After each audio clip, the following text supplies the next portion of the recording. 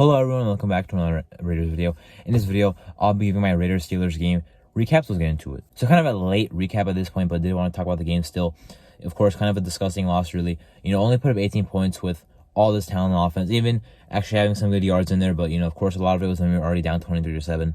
So not garbage time, but definitely not on the time that we needed it to happen. We needed it to happen when we were, we were down 7-7 and then 10-7, 13-7, 23-7. Have to do more with this offense. 4th and 5, they didn't get it. Couldn't do anything in the first half aside from our second drive of the game. Seems like a repeating theme at this point in the season. But just can't play well enough on offense. Now, to be honest, the defense played really well. Major props to them. The D-line, especially the D-tackles, look a lot better. Malcolm Kuntz looked pretty good. The D-tackles look good, as I mentioned. So overall, I like what I saw from the D-tackles. Run defense did a great job. It is Najee Harris and the Steelers' run game, which has not been good this year, but still a good sign to see. I like to see that the linebackers playing pretty well. The coverage was all right enough. Kenny Pickett saw 235 yards, something that should not be happening, but I think Jordan Menace showed some flashes. In his rookie year, eventually is going to come along and down the road. And the Marcus Peters getting absolutely burnt for 73 yards. Not the greatest matchup anyway. Like, why is he on a 4-3-5 type of receiver? I'm not sure, but I think 4-3-2 actually, but still not a very good matchup. Not a very good design there by Patrick Graham. Even though Marcus Peters is not very good at this point in his career and dropped the pick 6, which is something that does not happen. Now, when we signed Marcus Peters, I did say we're the type of team, and especially defensively, where a guy can be known for getting picks, comes here and has nothing. So that's played out pretty well. Any other team in his career, the Ravens, the Rams, or the Chiefs, he would have caught that, brought it for 6. With us, he drops it. That's just how it works with us, apparently. I hate to see it, but that was 7 points on the board that was dropped literally. So overall defense still played pretty good. Now, even though I don't like blaming the defense for this game, Kenny Pickett still having 235 yards should not have happened against us. On third down, I thought we were not good enough, especially in the final play, 3rd and 2. Kenny Pickett rolled out. Not the greatest timing. Like, I don't hate the idea of a Nate Hobbs blitz. Actually, I love the idea of a Nate Hobbs blitz, but just really unfortunate timing. He rolled out to the exact same side, and with Chase, 2-on-1, they're really easy for them. Got the ball back with not much time, and of course, Jimmy threw a pick anyway. The big mistake obviously was not, going for it on 4th down. Like, it's 4th and 4 from the 8-yard line. I don't know how you don't go for that. Like, you have a chance to tie the game right there.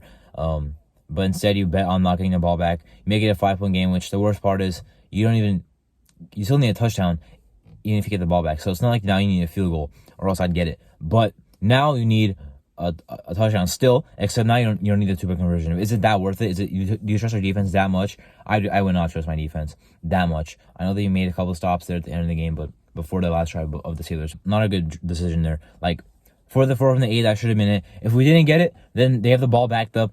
We can get the ball back with all 3 timeouts on 2-minute warning and try to get down there again. But we had a chance right then and there. That drive was for nothing. The 3 points didn't even help us that much. So not a very good call. Especially that we tried to go for a field goal earlier, made it, but they got a penalty on them, which was lucky, and we got a 1st down. Now the worst part about that is we still got the same 3 points, which had lost more time on the clock, so that was unfortunate. Because we still could not get the touchdown, even though we got the drive extended by a Steelers penalty. Now for the O-line, still cannot run block that well. I thought they looked better in this game, but still not what we have in mind, with our running game. And pass protection, I know they gave up 4 sacks. I'm not worried about them. They gave up 4 sacks in one game, but they also gave up 4 sacks in 3 games, you can also say. I still love how this pass protection is playing. Greg Roman is playing elite in pass protection. They just cannot run block, apparently, so that's kind of unfortunate. Dylan Parham, I don't want to say it, but he might have taken a step back, to be honest with you. I need to see more from him. Like, he's supposed to be a guy that develops into a very, very good player. Already was a pretty good player last year, at least in run blocking. But couldn't really pass block, and now can't really do any of those things. So not at all we want to see from a guy you expected to be your 2nd best alignment heading into the season. But you need to see more. Garoppolo, 3 picks. One of them was just forced. The other one, he had Michael Mayer wide open and kind of missed him. He had some pressure, but that was a great drive. We were dominating. He had his stats to start off the game were really good. We were playing really nice in the first quarter.